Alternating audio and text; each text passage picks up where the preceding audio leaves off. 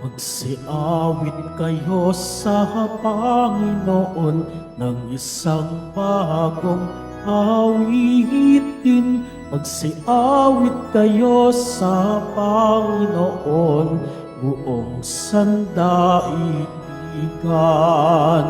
Awitan ang Panginoon at purihin ang kaniyang ngalan, ipahayag ang kaniyang pahagliligtas sa lahat ng panahon. Magsiawit kayo sa Panginoon ng isang bagong awitin. Magsiawit kayo sa Panginoon, buong sandaigdigan.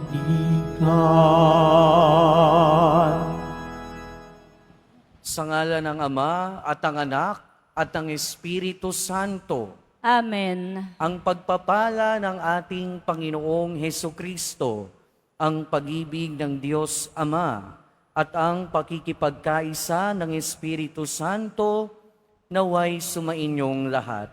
At sumaiyo rin. Mga kapatid, tinipon tayo bilang kaanib ng angkan ng Diyos.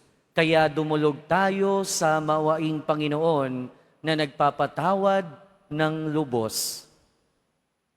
Sinugong tagapagpagaling sa mga nagsisisi, Panginoon, kaawaan mo kami. Panginoon, kaawaan mo kami. Dumating na tagapag-aniyayang mga makasalanan ay magsisi, Kristo, kaawaan mo kami.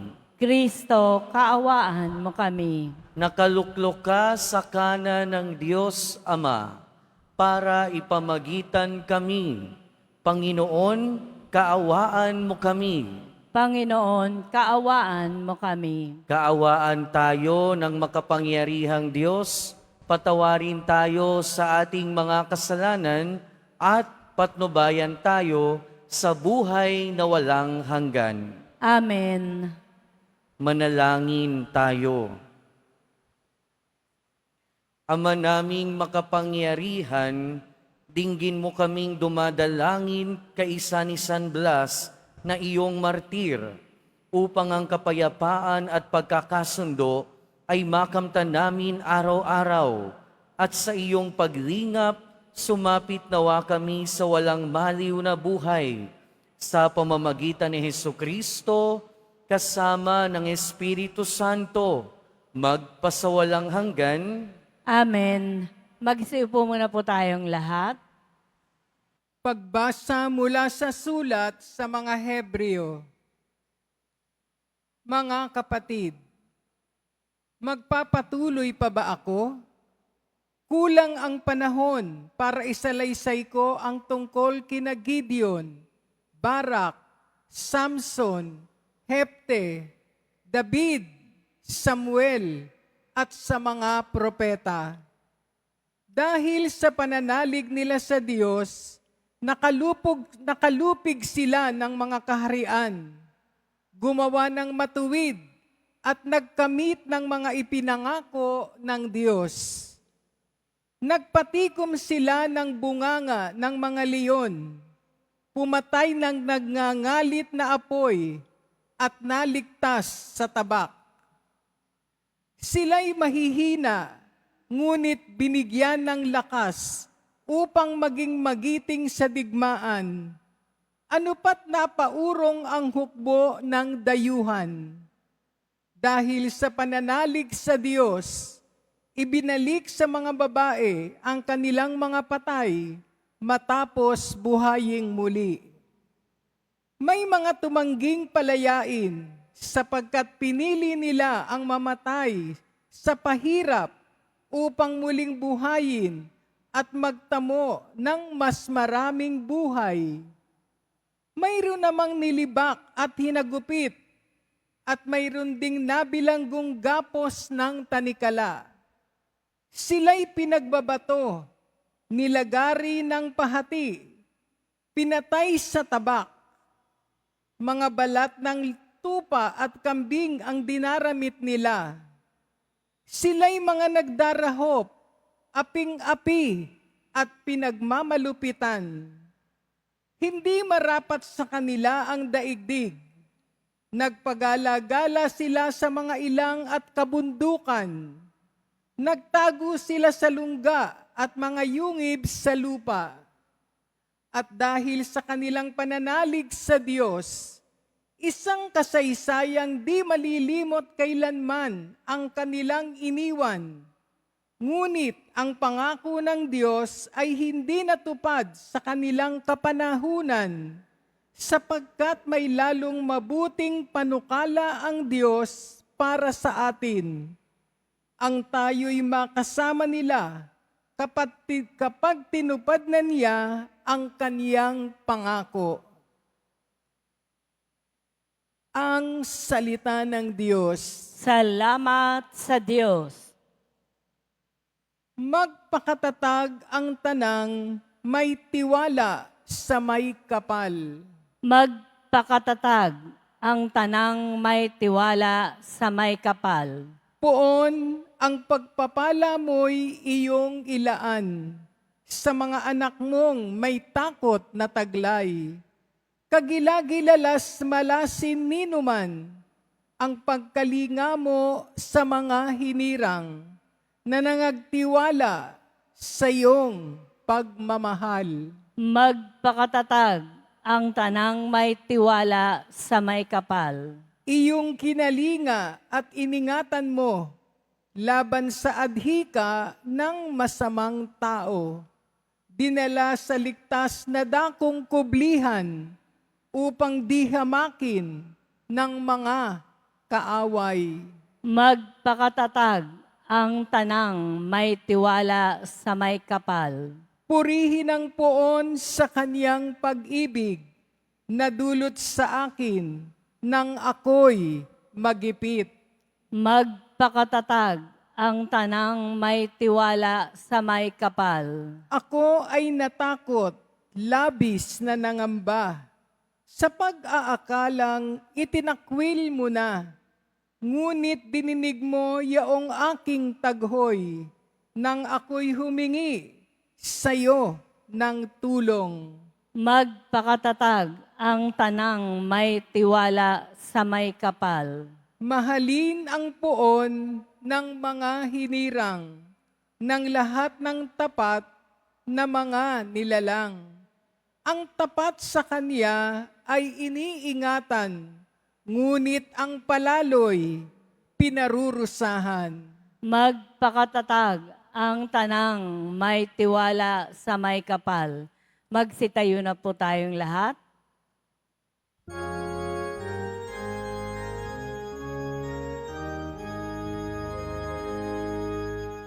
Hallelujah, Hallelujah,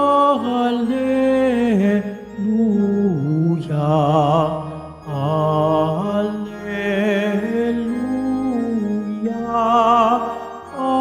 Hallelujah.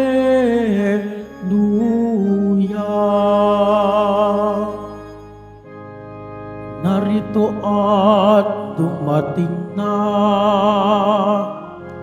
isang dakilang propeta, sugo ng Diyos sa bayan niya. Hallelujah, Hallelujah, Hallelujah, Hallelujah.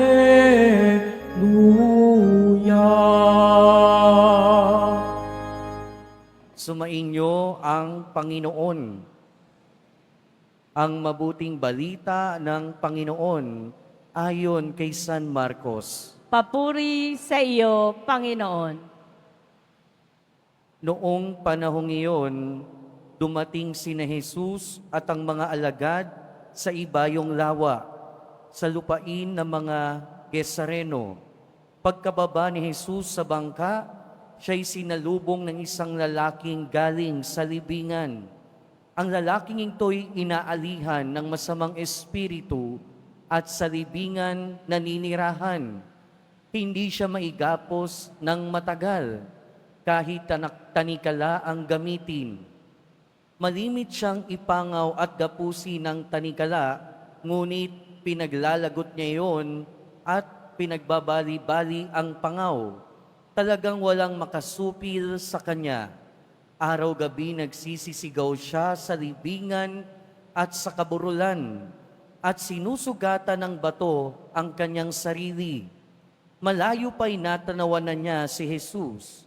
Siya'y patakbong lumapit at nagpatira pa sa harapan niya at sumigaw ng malakas, "Jesus, anak ng kataas-taasang Diyos, ano ang pakialam mo sa akin? Huwag mo akong pahirapan alang-alang sa Diyos." Sinabi niya ito sapagkat iniutos sa kanya ni Jesus, "Masamang espiritu, lumabas ka sa taong ito." Tinanong siya ni Jesus, "Ano ang pangalan mo?" "Pulutong, sapagkat marami kami," tugon niya. At mahigpit nilang pinakiusap kay Jesus na huwag silang palayasin sa lupaing iyon. Doon naman sa libis ng bundok ay may malaking kawan ng mga baboy na nanginginain. Nagmakaawa kay Jesus ang masasamang espiritu na ang wika, "Papasukin mo na lang kami sa mga baboy." At sila'y pinahintulutan niya. Lumabas sa tao ang masamang espiritu at pumasok nga sa mga baboy. Ang kawan na may 2,000 ay sumibad ng takbo tungo sa pangpang ng lawa at nahulog sa tubig at nalunod. Nagtatakbo ang mga tagapag-alaga ng kawan at ipinamalita ito sa bayan at sa mga nayon. Kaya't pumaroon ang mga tao upang tingnan kung ano ang nangyari. Paglapit nila kay Jesus, ay nakita nila ang lalaking inalihan ng mga demonyo. Nakaupo ito, may damit at matino na ang isip, at sila'y natakot.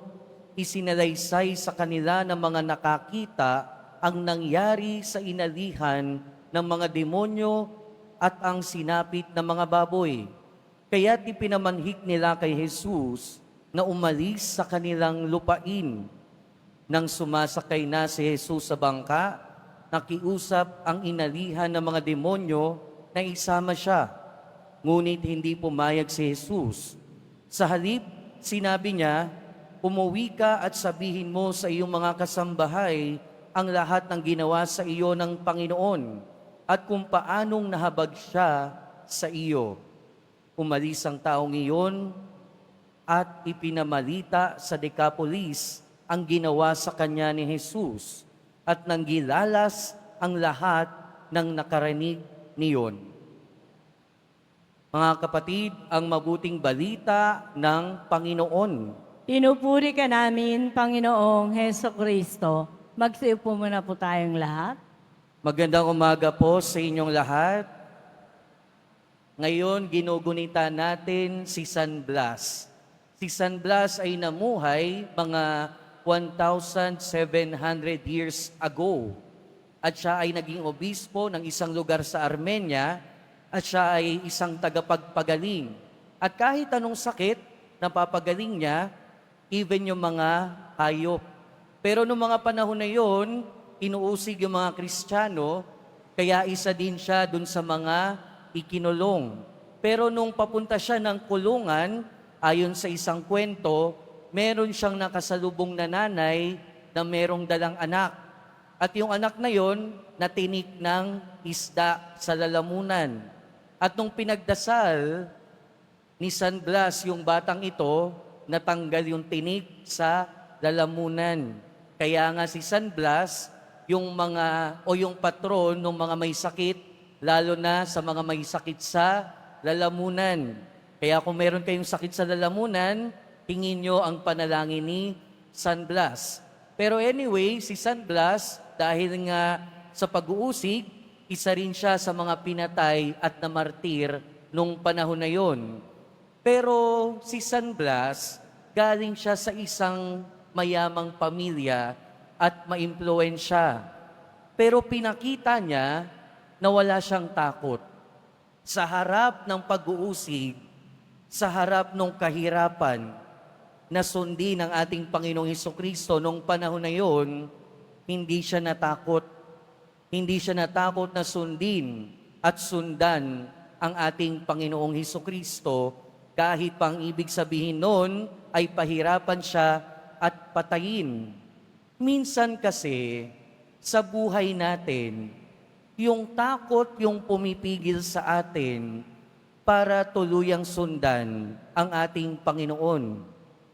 Pero mas masaklap, minsan, yung takot natin yung pumaharang sa kilos ng Panginoon sa buhay natin.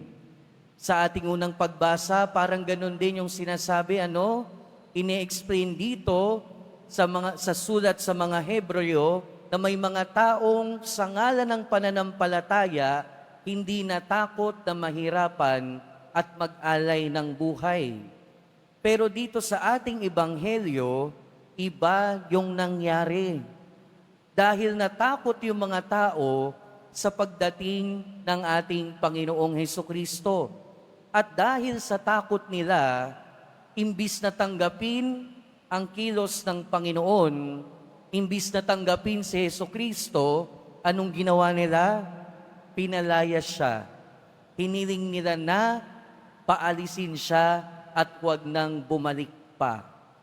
Sa buhay natin, mga kapatid, dahil sa takot natin minsan, ayaw nating papasukin ang Panginoon sa buhay natin.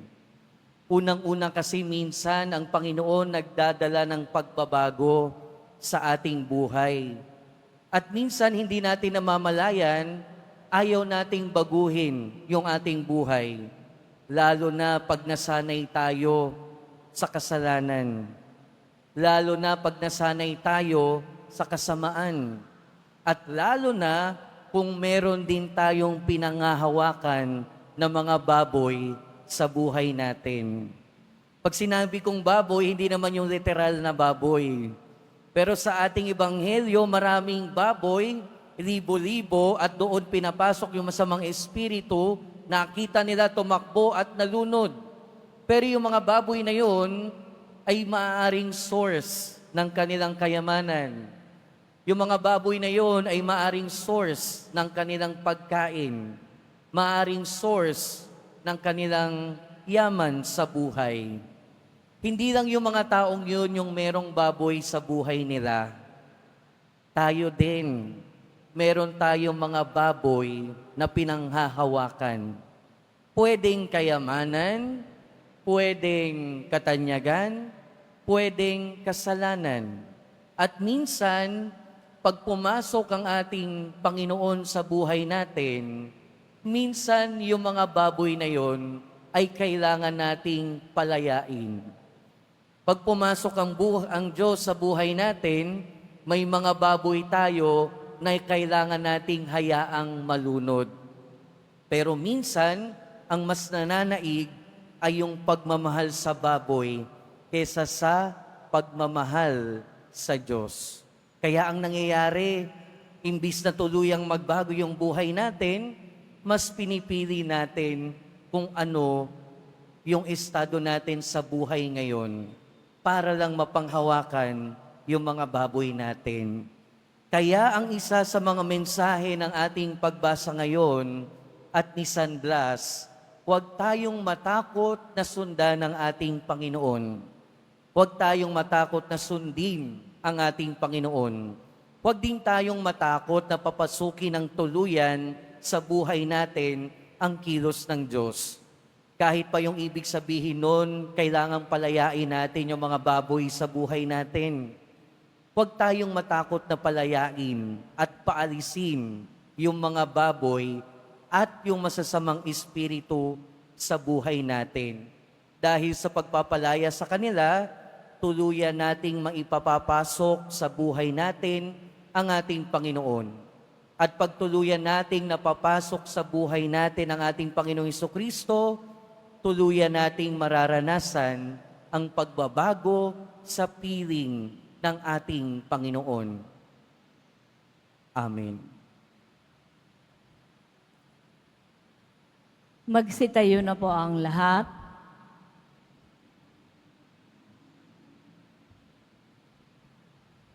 Minamahal kong mga kapatid, natitipon kay Kristo na lumulupig sa kasamaan, ilapit sa Ama ng may pananalig ang ating mga panalangin. Sa bawat panalangin ang ating itutugon, kataas-taas ang Diyos, ipag-adya mo kami. Kataas-taas ang Diyos, ipag-adya mo kami. Ang Santo Papa, ang mga obispo, mga pari at mga diakono, naway matulungan tayong manatiling matatag sa ating pananampalataya. Panalangin tayo. Kataas-taas ang Diyos, ipag-adya mo kami. Ang mga Kristiyanong mananampalataya, naway magkaroon ng tapang na pagsalita ng may katatagan sa ngalan ni Jesucristo. Panalangin tayo.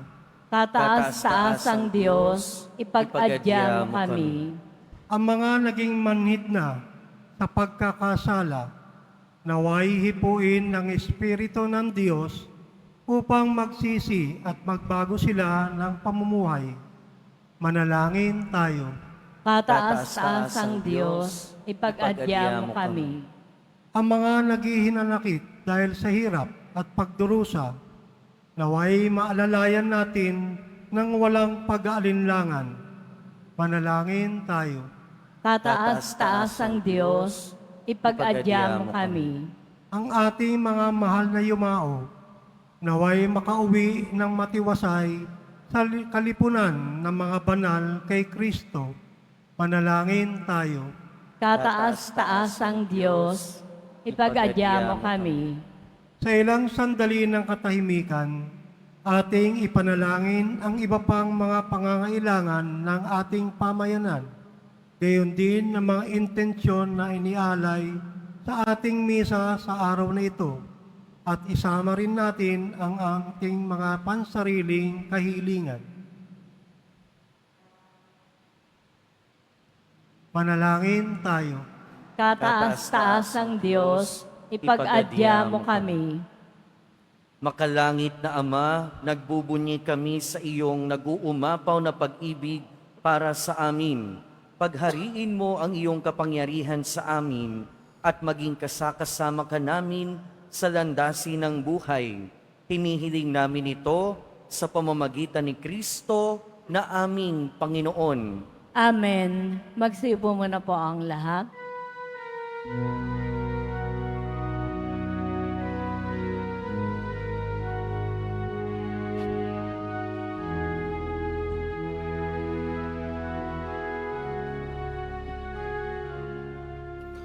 Ang maihahandog sa'yo, Panginoon, ay tinapay at alak mula sa aming kamay. Sa iyong kabutihan, aming iaalay ang tinapay at alak sa gisag ng aming buhay. Magsitayo na po ang lahat. Manalangin kayo mga kapatid upang ang paghahain natin ay kalugdan ng Diyos amang makapangyarihan. Tanggapin nawa ng Panginoon itong paghahain sa iyong mga kamay, sa kapurihan niya at karangalan sa ating kapakinabangan at sa buong sambayanan niyang banal. Ama naming lumikha, pakabanalin mo at basbasan ang mga alay na nakahanda upang paalabin nito ang aming diwa sa ningas ng pag-ibig mo na nagdulot ng tagumpay sa pagpapakasakit ni San Blas sa pamamagitan ni Hesukristo, kasama ng Espiritu Santo, magpasawalang hanggan. Amen. Sumainyo ang Panginoon. At sumairi, Itaas sa Diyos ang inyong puso at diwa. itinaas na namin sa Panginoon. Pasalamatan natin ang Panginoong ating Diyos. Marapat na siya ay pasalamatan. Ama naming makapangyarihan, tunay ngang marapat na ikaw ay aming pasalamatan. Ngayong aming kagalakan na si San Blas ay parangalan.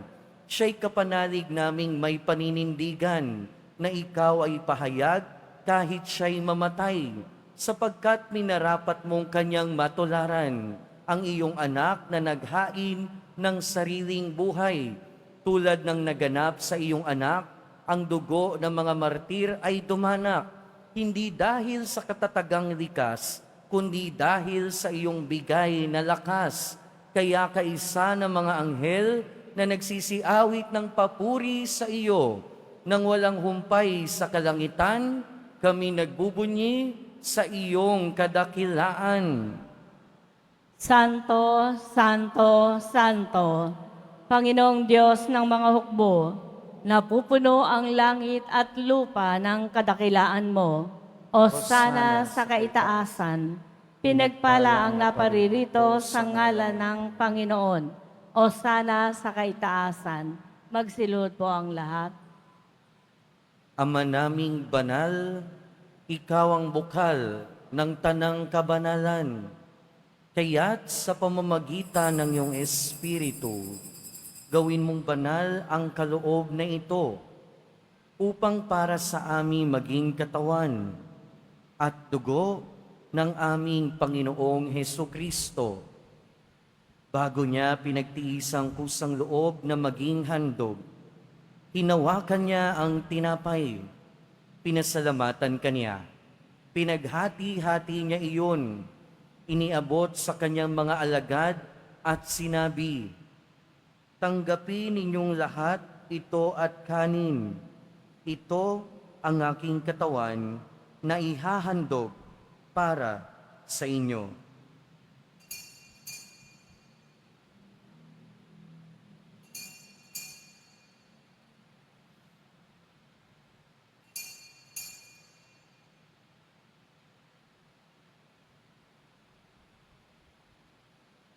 Gayun din naman noong matapos ang hapunan, hinawakan niya ang kalis, muli kanyang pinasalamatan. Iniabot niya ang kalis sa kanyang mga alagad at sinabi, "Tanggapin ninyong lahat ito at inumin. Ito ang kalis ng aking dugo, ng bago at walang hanggang tipan. Ang aking dugo na ibubuhos para sa inyo at para sa lahat, sa ikapagpapatawad ng mga kasalanan. Gawin ninyo ito sa pag-alala sa akin."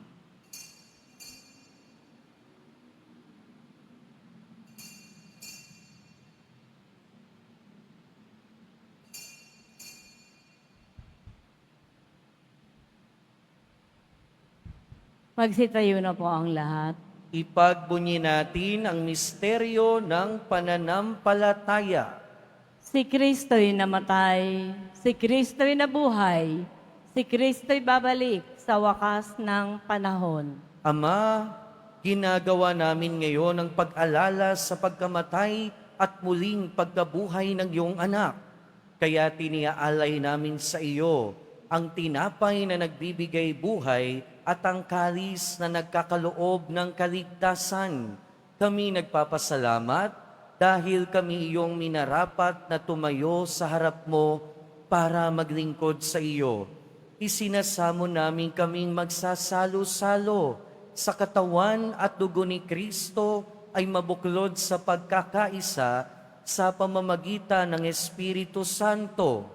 Ama, lingapin mo ang iyong simbahang laganap sa buong daigdig. Puspusin mo kami sa pag-ibig, kaisa ni Francisco na aming Santo Papa, at ni Jose na aming Obispo at ng Tanang Kaparian. Alalahanin mo rin ang mga kapatid naming nahimlay nang may pag-asang sila'y muling mabubuhay, gayon din ang lahat ng mga pumanaw. Kaawaan mo sila at patuloyin sa iyong kaliwanagan. Kaawaan mo at pagindapating kaming lahat na makasalo sa iyong buhay na walang wakas. Kaisa ng mahal na Birheng Maria na Ina ng Diyos, ng kabiyak ng puso niya si San Jose, kaisa ng mga apostol ni San Juan Bautista, San Blas, at ng lahat ng mga banal na namuhay dito sa daigdig ng kalugod-lugod sa iyo, maipagdiwang nawa namin ang pagpupuri sa ikararangal mo sa pamamagitan ng iyong anak na aming Panginoong Heso Kristo. Sa pamamagitan ni Kristo, kasama niya at sa Kaniya, ang lahat ng parangal at papuri ay sa iyo, Diyos amang makapangyarihan, kasama ng Espiritu Santo, magpasawalang hanggan. Amen. Sa tagubili ng mga nakagagaling na utos at turo ni Jesus na Panginoon natin at Diyos, ipahayag natin ng lakas loob. Ama namin, Naming sumasalangit ka, sambahin ang ngalan mo, mapasa amin ang kaharian mo, sundin ang loob mo dito sa lupa para nang sa langit. Bigyan mo kami ngayon ng aming kakanin sa araw-araw, at patawarin mo kami sa aming mga sala, para nang pagpapatawad namin sa nagkakasala sa amin. At huwag mo kaming ipahintulot sa tukso, at iadya mo po kami sa lahat ng masama. hinihiling namin kami adya sa lahat ng masama, pagkalooban ng kapayapaan araw-araw, iligtas sa kasalanan at ilayo sa lahat ng kapahamakan. Samantalang aming pinananabikan ang dakilang araw ng pagpapahayag ng tagapagligtas naming si Heso Kristo. Sapagkat iyo ang kaharian, at ang kapangyarihan, at ang kapurihan, magpakailanman. Amen. Panginoong Heso Kristo, sinabi mo sa iyong mga apostol, kapayapaan ang iniiwan ko sa inyo. Ang aking kapayapaan ang ibinibigay ko sa inyo. Tunghayan mo ang aming pananampalataya at huwag ang aming pagkakasala. Pagkalooban mo kami ng kapayapaan at pagkakaisa ayon sa iyong kalooban, kasama ng Espiritu Santo, magpasawalang hanggan. Amen. Ang kapayapaan ng Panginoon ay laging sumainyo. At sumaiyo rin. Magbigayan tayo ng kapayapaan sa isa't isa. Peace be with you po.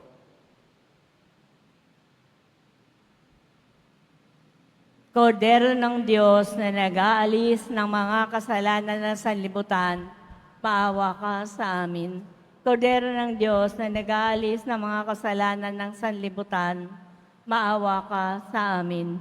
Kordero ng Diyos na nag-aalis ng mga kasalanan ng sanlibutan, ipagkaloob mo sa amin ang kapayapaan.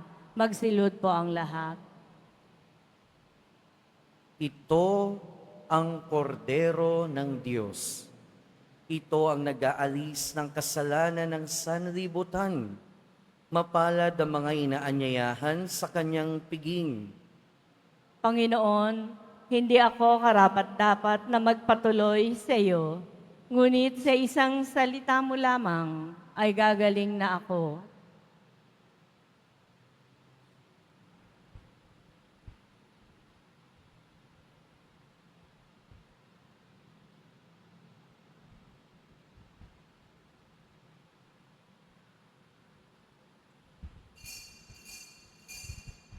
Para po sa lahat na tatanggap ng banal na komunyon, sasagot po tayo ng amen. Pagkasabi po ng pare o ng lay ministers ng katawan ni Kristo at isubo po agad sa bibig bago umalis sa harapan ng pare o ng lay ministers. Sumunod po tayo. Maraming salamat po.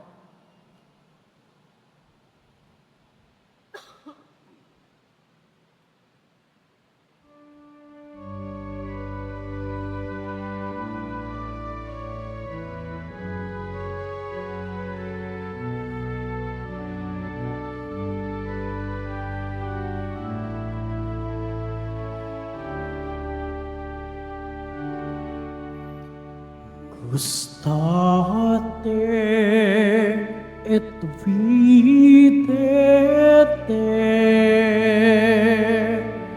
coniam suavis es Dominus. Beatus virgis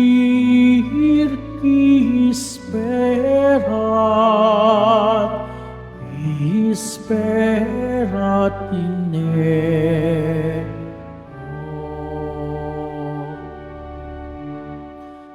Come to me, all you that labor and are burdened, and I will give you rest, and I will give you rest, says the Lord. Gustate et videte coniam suavis es Dominus. Beatus virgis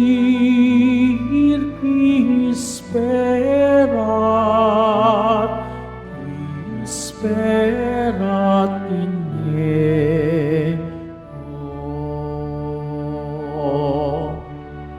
Glorify the Lord with me. Let us together extol His name.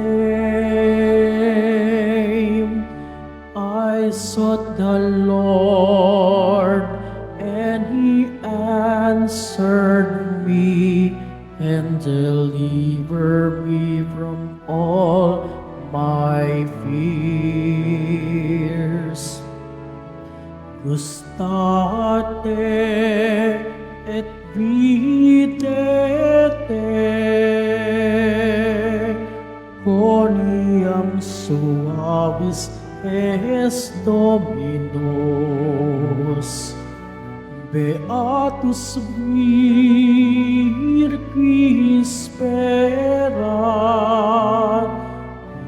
sperat in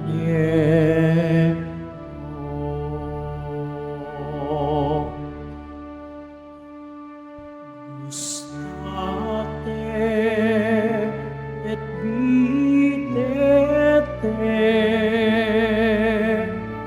coniam suavis es Dominus. Beatus virgis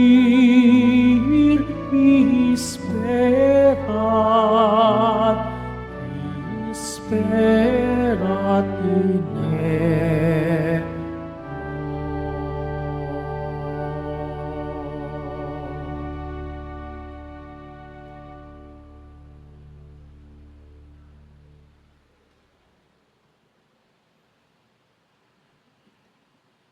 Announcement.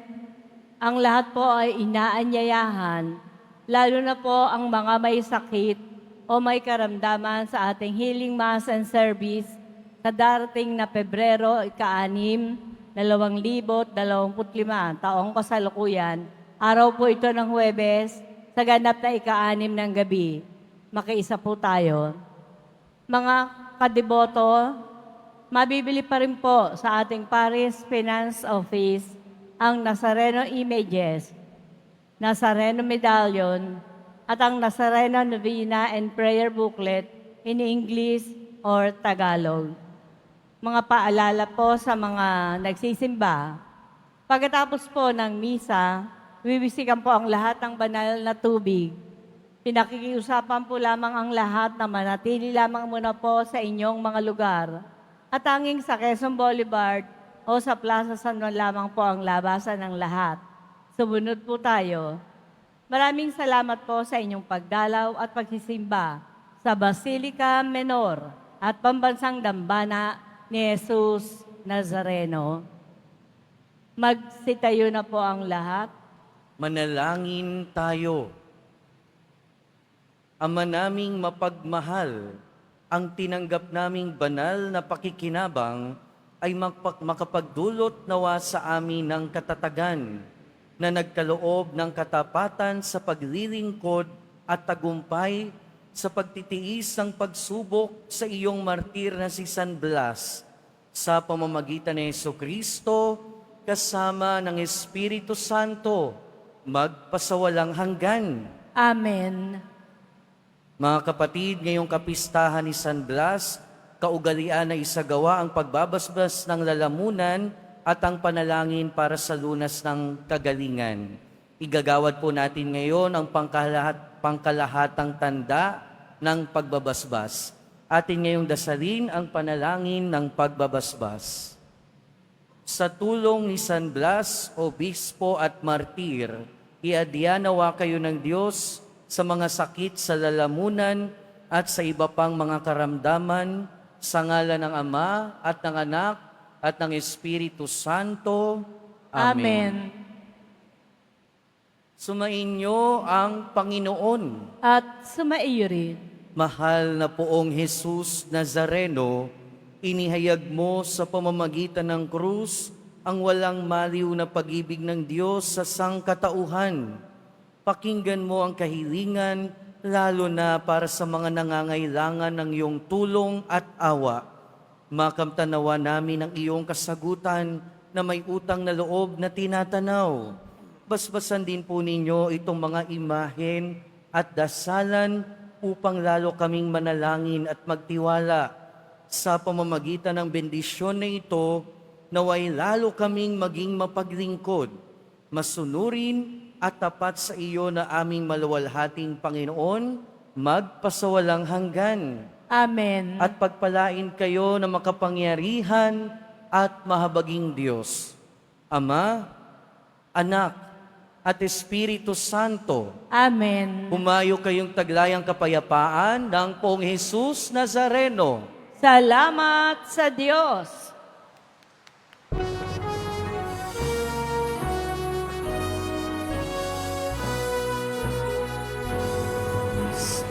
Padre Jesus Nazareno, sinisamba ka namin.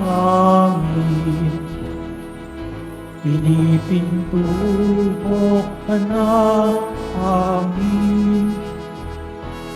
Kung aming buhay at kaligtasan, Cristo Padre Jesus Nazareno, iligtas mo kami sa kasalanan.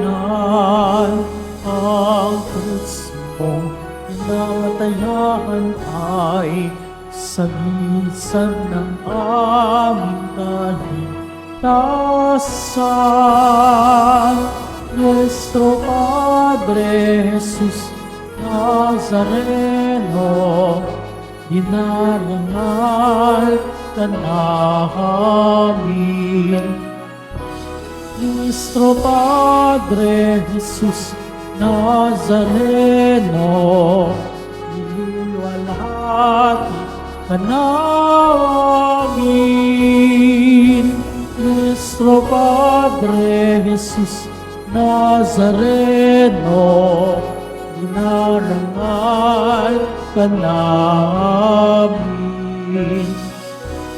Nuestro Padre Jesus Nazareno, niluluwalhati ka namin.